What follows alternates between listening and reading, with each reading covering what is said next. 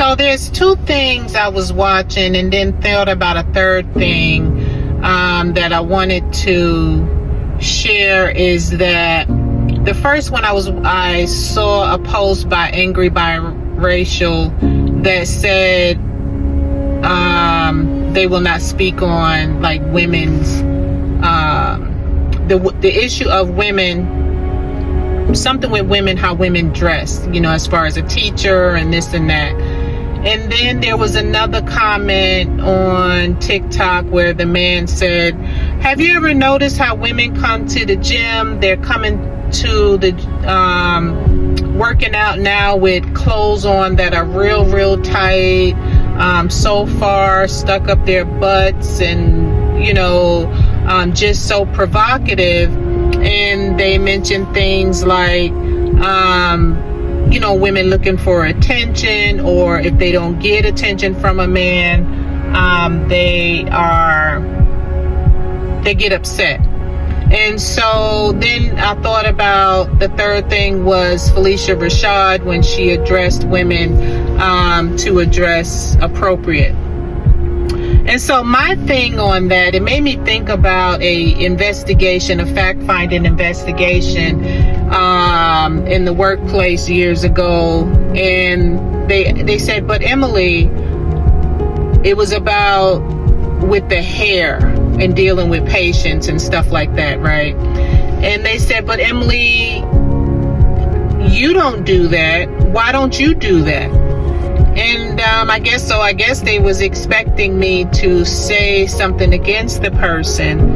And I'm like, no, that is what they want to do. And if you did not implement a policy to say, where your hair are up, or if you have extensions or something in your hair, this, while at work and when you're doing patient care,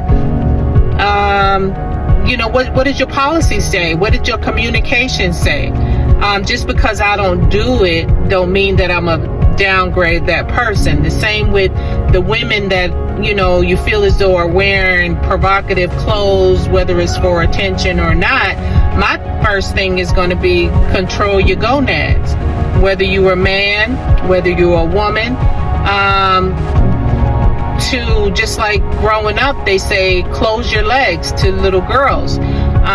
So what, that makes no sense to me, because what about the man or even the woman that does perverted stuff? Like, what about you? You know what I'm saying? So if you is provoking you, I mean, it makes no sense. And as far as in the workplace, that's a workplace thing. If the company cannot communicate with the person and say, this is the way I need you to dress, you can't show, just like I took the EMT class in Baltimore, and he made it clear, before you bend down on this ground, I'm talking to the men and the women, I don't want to see no crack.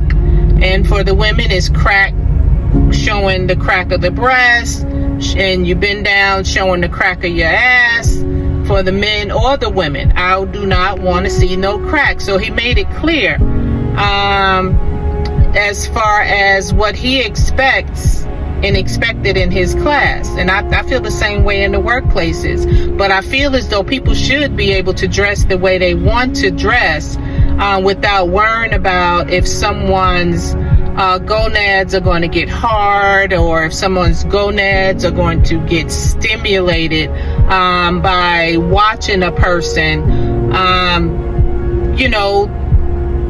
looking at a person's body that we all have, a human body with parts to it. Whether you're attracted to the opposite part or the same identifying parts or whatever, it's not, I would look at myself as well. Like, why am I getting stimulated off of somebody else's clothing being too tight or whatever? Or in the past it has not been accepted to walk out in the public like this, and we've told you since you was a kid to keep your legs closed.